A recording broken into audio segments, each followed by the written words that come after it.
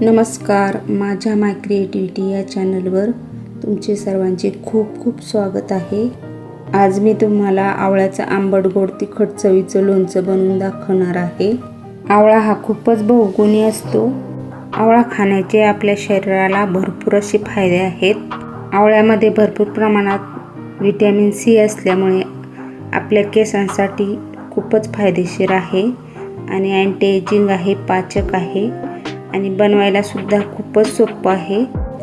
आणि याचा मसाला सुद्धा आपण घरच्या घरीच अगदी सहज बनवू शकतो आणि यामध्ये मी तेलाचा कुठेही वापर केलेला नाहीये, त्यामुळे ते तेलकट सुद्धा होणार नाही आणि लोणचं भरपूर दिवस सहज टिकतं आणि चवीला सुद्धा खूपच छान लागतं आणि करायला सुद्धा खूपच सोपं आहे। चला तर मग आवळ्याचं लोणचं कसं करायचं हे बघण्यासाठी व्हिडिओ शेवटपर्यंत नक्की बघा। चला तर मग रेसिपीला सुरुवात करूया। मी इथे अर्धा किलो आवळे स्वच्छ धुवून पुसून घेतलेले आहेत। बघू शकता अशा पद्धतीने हिरवेगार आणि ताजे आवळे घ्यायचे आहेत। मी इथे एका स्टीमरमध्ये पाणी उकळवायला ठेवलेलं आहे। पाणी आता उकळलेलं आहे। आता त्यावर आपण आवळे ठेवूया आणि हे 10 ते 12 मिनिटं झाकण ठेवून उकडून घ्यायचे आहेत। आता आपण याच्यावर झाकण ठेवूया। 10-12 मिनिट झालेली आहेत। आता आपण झाकण उघडून बघूया। आवळे बघू शकता छान उकडलेले आहेत। आता आपण ती काढून घेऊया आणि आता थोडीशी कोमट झाल्यानंतर दुसऱ्या भांड्यामध्ये ट्रान्सफर करून घेऊया। आवळ्याचे लोणचं करताना नेहमी स्टीलची किंवा नॉनस्टिकची भांडी वापरावी, कारण आपण दुसऱ्या धातूच्या भांड्यामध्ये आवळ्याचं लोणचं बनवलं तर ती काळी पडतात आणि ऑक्सिडेशनमुळे भांड्यामधले धातू आवळ्यामध्ये उतरू शकतात आणि ते आपल्या आरोग्यासाठी चांगलं नसतं। आता थोडंसं गार झाल्यानंतर या आवळ्याच्या बियांपासून आपण फोडी वेगळ्या करून घेऊया। बघू शकता अशा पद्धतीने आवळ्याच्या फोडी व्यवस्थित सहज निघत आहेत। आवळ्यामधल्या सर्व बिया मी काढून घेतलेल्या आहेत। आता हे आपण असंच ताटामध्ये 10-15 मिनिटं सुकवून घेऊया। तोपर्यंत आपण लोणच्याचा मसाला बनवून घेऊया।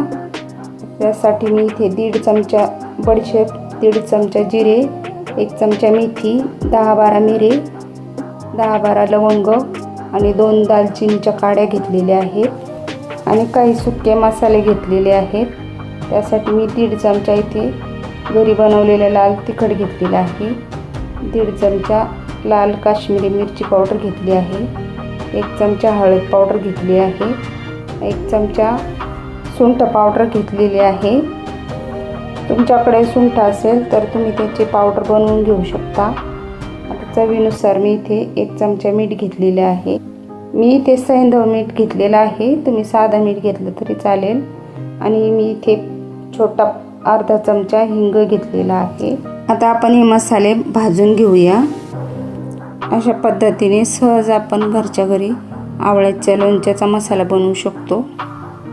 बघू शकता आता मसाले छान भाजलेले आहेत आणि त्याचा वासही खूप छान सुटलेला आहे। आता आपण हे डिशमध्ये काढून घेऊया आणि मिक्सरमध्ये थोडंसं जाडसर वाटून घेऊया। लोणचं बनवण्यासाठी मी इथे एक नॉनस्टिक कढई घेतलेली आहे। त्यामध्ये या आवळ्याच्या सर्व फोडी टाकून घेऊया। तुमच्याकडे नॉनस्टिक कढई नसेल तर तुम्ही स्टीलच्या कढईमध्ये बनवू शकता किंवा स्टीलच्या जाड बुडाच्या पातेल्यामध्ये बनवू शकता। आता सर्व फोडी मी कढईमध्ये काढून घेतलेल्या आहेत। मसाला मी मिक्सरमध्ये थोडंसं जाडसर वाटून घेतलेला आहे। आता तो यामध्ये घालूया आणि आता हे सुके मसाले व्यवस्थित मिक्स करून घेऊया। या पद्धतीने व्यवस्थित मिक्स करून घ्यायचे आहेत, म्हणजे आवळ्याच्या लोणच्याला व्यवस्थित सगळीकडे छान लागतील। आणि आता यामध्ये टाकूया, आता मी इथे आवळ्याच्या फोडींच्या पाऊणपट गूळ घेतलेला आहे, तर चांगला मी बारीक कापून घेतलेला आहे। आता तो सुद्धा यामध्ये टाकूया आणि आता व्यवस्थित मिक्स करून घेऊया। बघू शकता गॅसची फ्लेम मी अगदी लो ठेवलेली आहे। आता यावर ही कढई ठेवूया आणि आपल्याला आता पहिल्यापासून ते शेवटपर्यंत गॅसच्या लो फ्लेमवरच आवळे शिजवून घ्यायचे आहेत। त्याचं कारण म्हणजे आवळे आपण कमी गॅसवर शिजवून घेतल्यामुळे छान शिजतात आणि त्याची चव खूपच छान लागते। आपण जर गॅस मोठा केला तर आवळ्याची चव गूळ लवकर शिजल्यामुळे कडवट होऊ शकते। बघू शकता आता 10 मिनिटानंतर आवळ्याला थोडंसं पाणी सुटायला लागलेलं आहे. आता या आवळ्याला असंच अधूनमधून हलवत शिजवून घ्यायचं आहे. आता जवळपास 20 मिनिट झालेले आहेत. आता या गुळाचा पाक हाताला चिकट लागेल इतपत होईपर्यंत आपल्याला हे आवळे शिजवून घ्यायचे आहेत.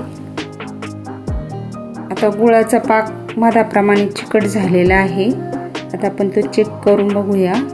असं थोडासा उलटण्याने हातावर घेऊन बघूया.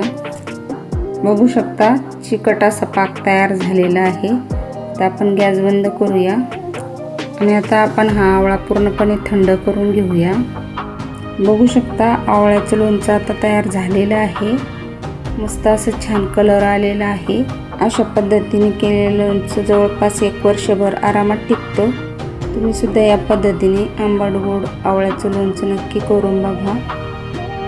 माझ्या रेसिपी तुम्हाला आवडत असतील तर मला लाईक, शेअर आणि सबस्क्राईब करायला विसरू नका. धन्यवाद.